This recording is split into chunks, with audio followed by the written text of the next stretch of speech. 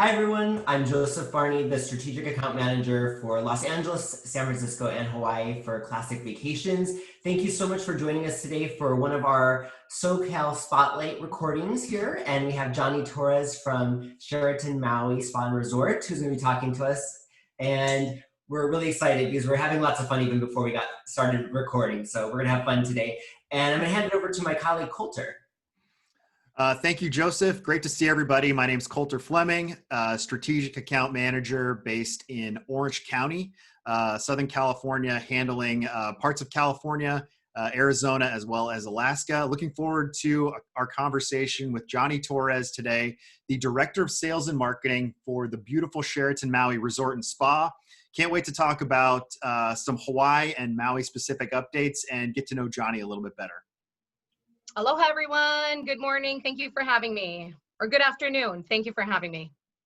We got a little bit of a time difference between California and Hawaii, and whenever you want to watch this video is cool by us. Yeah, and exactly. And I'm kind of cracking up because it's 1 p.m. here, so it really is afternoon. I just, sometimes you just lose track when you don't get out of your office much. COVID probs. COVID problems. Yeah. Nice. Well, thank you so much for joining us today. Tell us quickly about, your property, your destination. Just tease us a little bit with what's going on in Maui. Yeah, absolutely. And thank you so much for having me. Here at the Sheraton Maui, and as Hawaii in general, as we've been kind of off market for most travelers for quite a few months. So it is very exciting for us to announce that as of November 1, we have reopened the property for operation and for business. I mean, I never thought I'd see the day that we'd have a resort or resorts closed due to something like this, but it is very exciting that that part is behind us. Knock on wood, it stays there. And we're moving in the right direction for sure here out in Hawaii.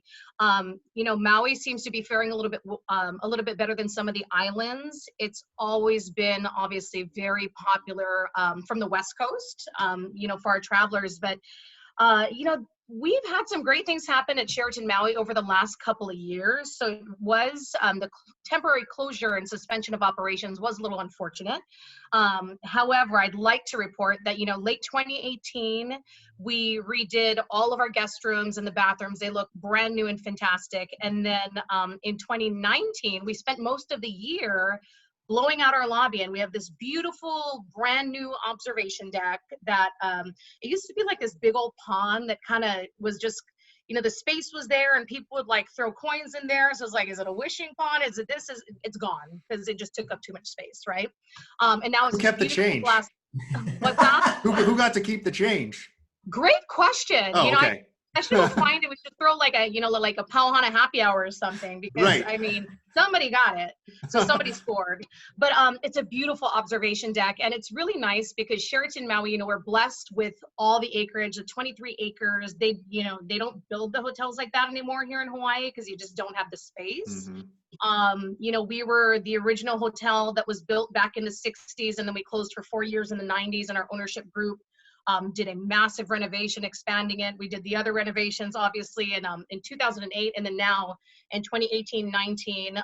And then we debuted our beautiful lobby on, it was right before the holidays of 2019, and then we opened our brand new sandbar and debuted that on Valentine's Day 2020. So the timing, not so epic. However, we still have a brand new sandbar to open up and showcase to everybody. So we've gone through some significant transformation, and we're just really happy to be able to finally share that with guests. And things have been going pretty smoothly, all things considered, since we opened on November 1.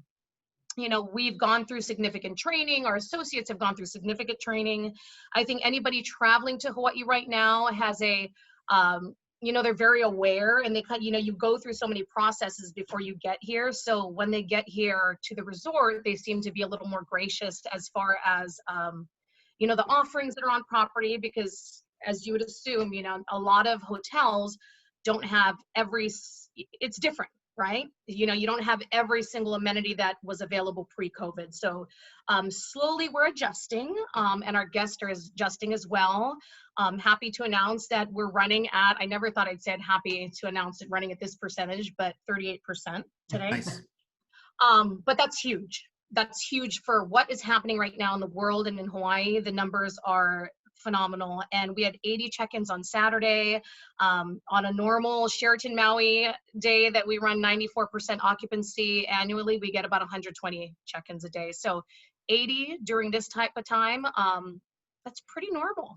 I mean, that's pretty amazing, right? Yeah. You know, the beaches are beautiful. I mean, right in front of us, it's like, you know, the good part about not being at 40%, let's say, is, you know, even when we're full, Sheraton Maui, you have all this wide open space. Great, perfect hotel for social distancing if you have to, which you do right now. But, you know, you can go down to the beach and be one of the only people there. And it's been many moons since you could do something like that here in Maui. So silver lining, if you have anybody that's coming out here anytime soon, I would say even over the next, you know, 12 months or so, you're going to enjoy a different type of Hawaii and a different type of Maui, where you kind of have our guests right now have it all to themselves, which is kind of nice. Yeah, that's nice. Yeah. I have a quick question for you, Jonnie, because I know our travel partners who are watching this are probably curious about this if they're thinking about sending clients there. You mentioned that some resorts have some differences with their amenities that they're offering. There may be some changes. Can you give us a quick overview of what might be different or what may have changed for people who are thinking of sending clients there? Yeah, so right now you don't have any of the hotels running luau's, right? Right now. That is going to change. There are several of the hotels here in Kanapali. You know, one of our, I was going to say one of our, but it's kind of like we only have a few hotels here. One of our competitors are going to be running their luau first. And we're like, hey, go for it. You know, tear it up. You can kind of see how it goes and let us know so we can make sure we work out the kinks. Fun. So luau is just because of the crowds. You know, when you're operating at 80 to 100% like we're used to, you can have all of your outlets open. If you're running at 10%, 30%, it's not you know, wise cost decision to have every single one of your outlets open and running at full capacity, because then you're just going to tank and lose money. So a lot of hotels are running, like for instance, we have Sandbar open for the morning, but we don't have it open for the evenings. We recently just brought back our cliff dive ceremony, which has been open since we opened the hotel. And that's down at Cliff Dive Bar where we serve lunch and dinner. So we have the poolside service. We have things like that. We might just not have like 4 or 5 restaurants operating at the same time. And everything's so fluid. So I try to tell all of our travel partners and anybody who's planning a holiday, you know, the good thing is if you're looking for something in Kanapali, Whalers Village, like Monkey Pod just opened a few days ago. We went there for opening night. Hula Grill, you have Whalers Village here. So tons of options. So if you feel like the few options aren't enough that are available at your resort, it's okay. Like there's still a lot open. Front Street is open. You can go down to, you know, some of your favorite restaurants down there, like Fleetwood's and some of those other ones. So I would just say, be understanding and be aware that they might not have all of their restaurants open due to cost, just because it's not the wisest decision at the moment. But there always is going to be some kind of wonderful choices and amenities for you. Yeah. Nice. Yeah. Yeah.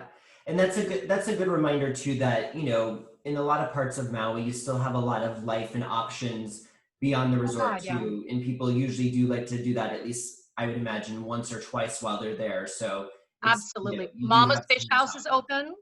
Mama's Fish, everybody wants to go to Mama's Fish House. It's open. So, I mean, Star Noodle just opened a couple weeks ago, which everybody's really excited about. So one of the key things about Maui and why you choose Hawaii as a destination is because you don't want that like all-inclusive experience. And yeah, maybe some people want to stay at the resort, but you're still going to do the road to Hana. Well, you're going to go to stop at Paia Fish Market and grab some fish tacos. You know what I mean? Mm-hmm. You're going to go down to Lahaina and stop at Star Noodle and have some fun there as well. So that's a good thing about Hawaii. And you can still go out there. Oh my gosh, there hasn't been any traffic. It's so weird. It is so weird. So it's like, again, like the silver lining, right? To this whole mess is, you know, there are some that are still going to be able to have that opportunity to take advantage of things, which will be nice. Yeah, we're enjoying the less traffic here in Southern California too. Definitely. Yeah, no kidding, right? Oh my gosh. So tell us a little bit about your career. How did, you know, I think a lot of people when they see someone like you who has this amazing job and lives and works in Hawaii, they think, how did they get there? You know, so tell us a little bit about your career path. And how did you end up in Mhm, Maui? Did you actually grow up in Hawaii, or mhm, what mhm. led you there? Yeah, so actually, I'm born and raised Maui girl. I grew up on the North Shore in a little town called Haiku. It's right past Paia, and it's on the road to Hana. So literally, my parents still live right there on Hana Highway. Wow. Yeah, they have a house that's very well known on Hana Highway because every Christmas holiday they put up like 1,000 Santa Clauses. And when people find out that's my parents' house, they're like, "Oh my God, all the Santas!" And it's a funny story. My parents are from Oahu. They moved here when they were pregnant with me, and after my grandfather retired, he was bored and he just started making Santa Clauses. And so after he passed, my dad kind of kept it as a tradition to put all these Santas up, and they're Santas from around the globe. So that's kind of where I grew up and what I did. I went to high school of country, and believe it or not, I was into entertainment first before hotels. Oh, I worked for a fantastic, very well-known luau in Lahaina for 12 years, Old Lahaina Luau. I got picked up there when I was about 18 years old, and we flew to Macy's Day Parade like 3 years in a row, dancing in the parade. And oh, I was cool. always in entertainment and dancing and singing. Traveled internationally for singing and stuff like that. So entertainment was a thing. And then I had kids, and then I couldn't really be out all the time and like entertaining. So I'm like, oh, I have to like kind of like get a real job, you know? But I started in real estate, believe it or not, and escrow, and in about at in 2004 I wanted to work for hotels. I was like, I want to go work for the hotels. It seems fun. I was, young. Let's go do this. Let's do that. So I started at the Westin Maui as a front desk agent, believe it or not. And, kudos to all the people who are listening that have working, know somebody who works in front desk, because it is, I have the most respect for those individuals. They're the front end that take all the hits and not always the glory. So yeah, I started there and I ended up in um, group sales for a hot second at Westin Maui. And then I went back into real estate, but for the fractional ownership side with Starwood Vacation Ownership. So I was selling fractional ownership from 2004 till about 2010, traveled all around the world on some of their incentive trips. I was selling the Westin Kaanapali Ocean Resort Villas, the Westin Princeville Ocean Resort Villas, and the Westin Laguna Mar in Cancun, all from the Maui office. And in 2010, if you really want to know how I got into leisure, the truth is one of my best friends, who's Megan Lee, or Megan Silva, I know travel advisors know her because she was like a legend in the industry. We were hanging out at the beach one day and she was ready to go out and, she's having her first kid. And she's like, I got to find somebody who likes to talk. I like to talk and loves to present. And, we're looking for a sales manager, a leisure sales manager at KOR, Kaanapali Ocean Resort Villas. Would you be interested? And I'm like, well, I like all the excitement about the real estate and the fractional ownership. But I said, I think it's time to settle down. So, well, settle down. Yeah, that's so funny when I think about my last 10 years. But so long story short, they hired me. They gave me a chance. I had zero leisure experience and they wanted me to get the Kaanapali Ocean Resort Villas on the map and just travel and present.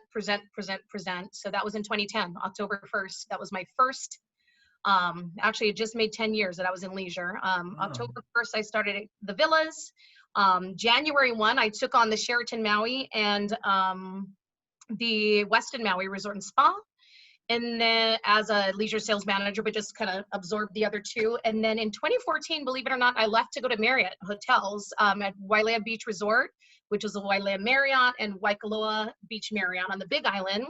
And I was there and working with a team. We started and finished the transformation at Wailea Beach Resort. And if you've seen it, I know you guys have, it is just phenomenal. Such a magnificent hotel. And somewhere in between there, we bought Starwood. So it's like I came full circle because I was a Starwood girl. And long story short, in May of 2017, my predecessor left and I replaced him as in the director of leisure sales position for the two Starwood hotels that I previously worked for. It was so bizarre and so weird how it all kind of happened, right? But with a merger, like some of these things shake out. And I took Wailea with me, and then I had this fabulous opportunity to be the director of sales and marketing here at the Sheraton Maui Resort and Spa, and my official day was February 22nd of this year. So boy, was I in for a treat. Yeah. You know, I try to think of, you know, the last, I don't know how many ever months or since I started this new role, and because there's so much negative to focus on right now in the world, just because it's just such a hot mess, right?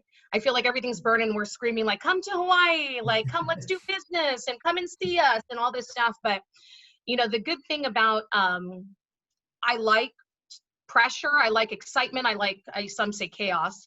But I had the opportunity to learn a lot of things very quickly. So it's a blessing in disguise if I have to try to think of, you know, some of the positives of this year. But I've been having a great time, a really good time. Well, a little bit better now that we brought a couple people on to help us. But there was just 5 of us working here at the hotel the entire time it was closed. Doing everything. Everything, yeah. And as you know, some people think, okay, you close the doors, you lock it up, it's done. It's not. No, you don't.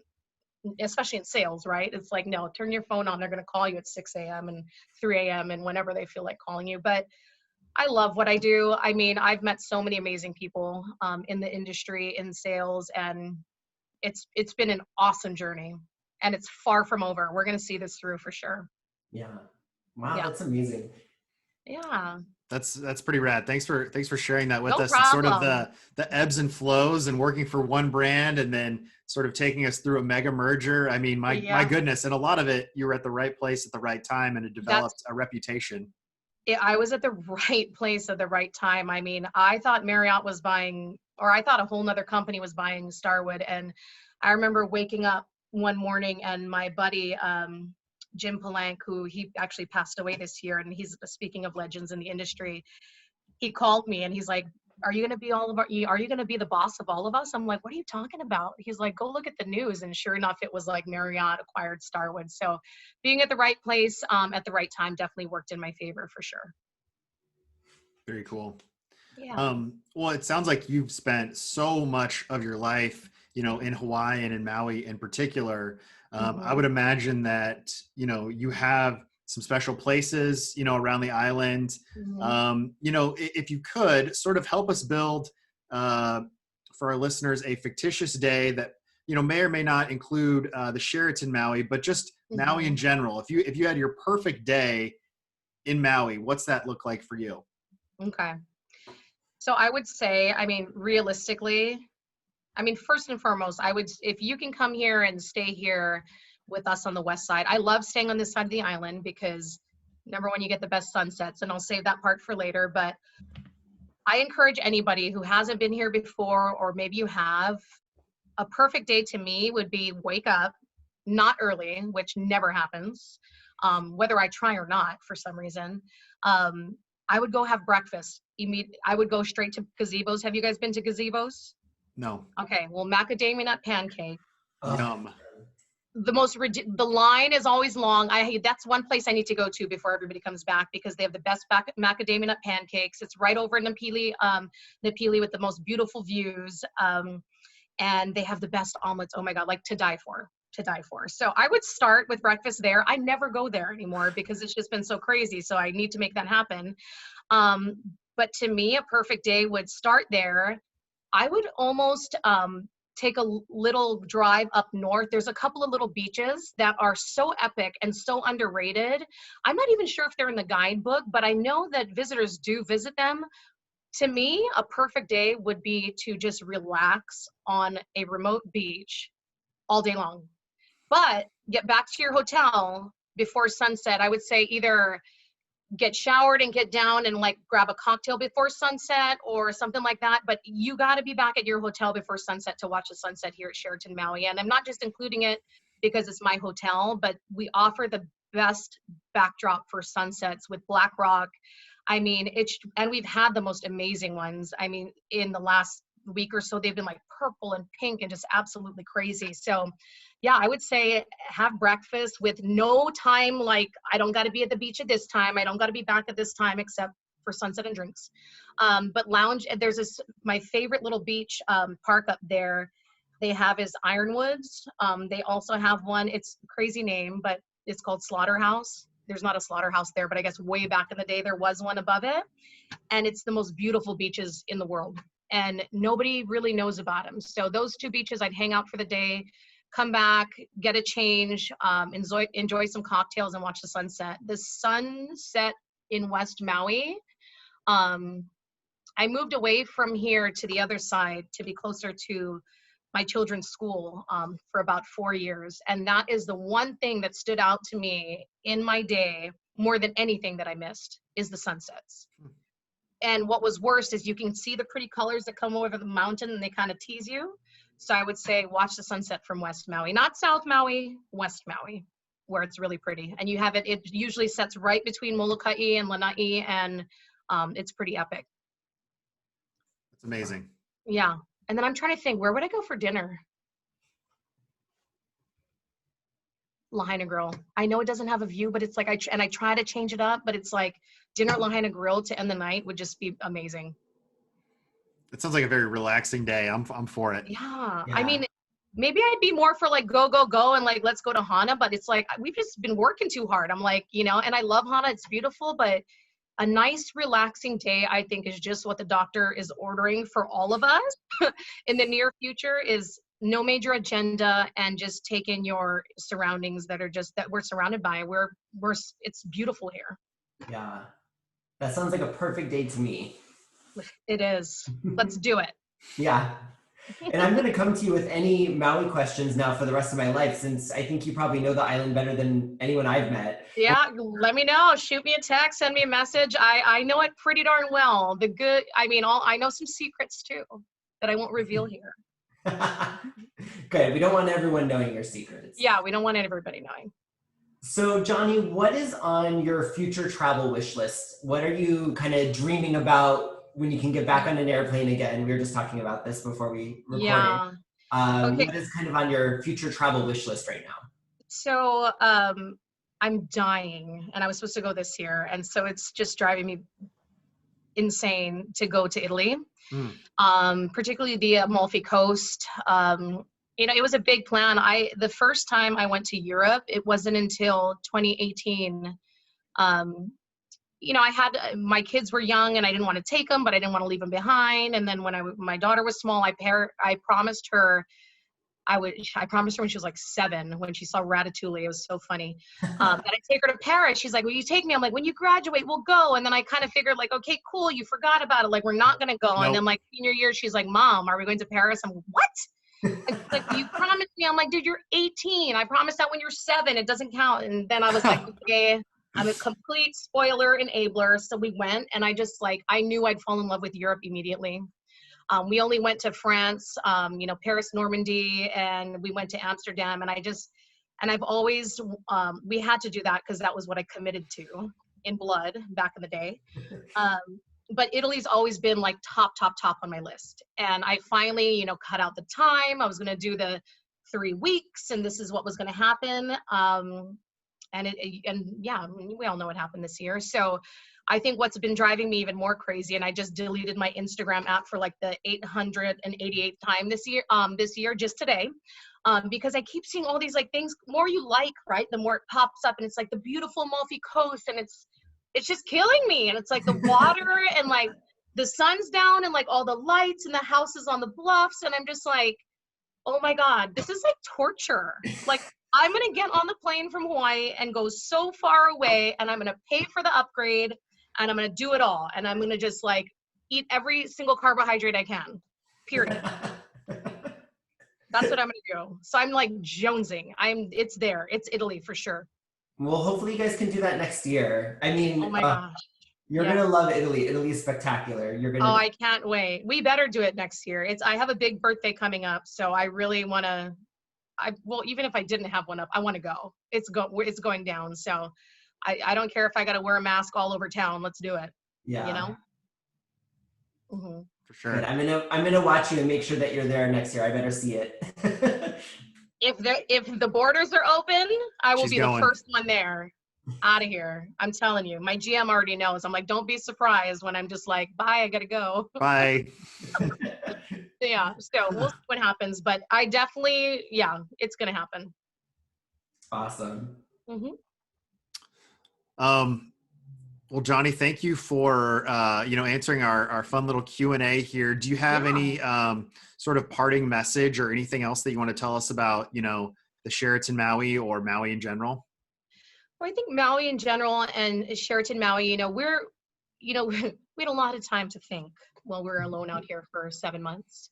But I mean, in all seriousness, we, you know, we're so ready for everybody to come and visit us. I know obviously it's not going to be back to normal for quite some time.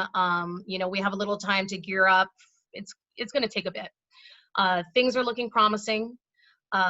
Just like we share with our associates, and to all you travel professionals out there, anybody that you send us, I mean, we're cherishing, we already did, but it's like having that taken away for so long, not just from here in our industry, but also from us who are desperate to get out into the world and be visitors ourselves in other countries, other states, and so on and so forth. I mean, I just love seeing people having fun, being on vacation with their family, which I've been able to see over the last 3 weeks. And we just can't wait to welcome all of your guests. I mean, we're here with open arms, even though we can't touch you, or any of that, which is so crazy for us in Hawaii, right? Everybody is kiss, kiss. It's like you live in Europe and France or something, right? But we are waiting here with open arms, and Hawaii, we're really excited to start getting back to normal. And then, I mean, really, what I share with everybody is, I know how hard it is. But like I said earlier, we're going to see it through. We're going to get through it. We've been through a lot before. I know this is, just happened so rapidly. And it's just some days I talk to travel advisors all the time that are just like, oh my God, I just cancellation after cancellation and I don't know what to do. And it's like, we're almost there. I have a feeling if this was me, I'd be like, okay, doom and gloom, but it's I really do feel like we're almost there. And sometimes you just need people to kind of, chop it up with or have a conversation with, and, reach out to us, your sales, we're out here, we'd love to hear from you. We'd like to talk you through things. I have travel agents on a regular basis who have my personal phone number that'll text me memes. And sometimes you just need a good laugh, like we were talking about earlier before we joined this call. So just keep your heads up. We're all in the same boat together. And I think if we can all just stay positive, we'll all pull through together for sure. Yeah.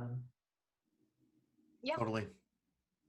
Well, thank you for the positive and uplifting message, for our listeners, and thank you again for your time today. It's a pleasure to work with you, and this was fun getting to know a little bit more about you.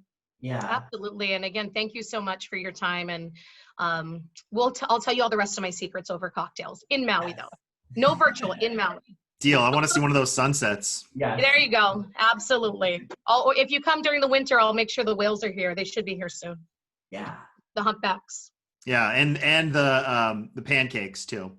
Oh my God, yes. We're gonna eat so much pancakes. Get over here. We're just gonna shovel it down. I tell you. Perfect. Felt great. Yeah. Thank you guys so much. Thank you, All right. Jonnie. Y'all have a great day. Aloha. Aloha. Bye.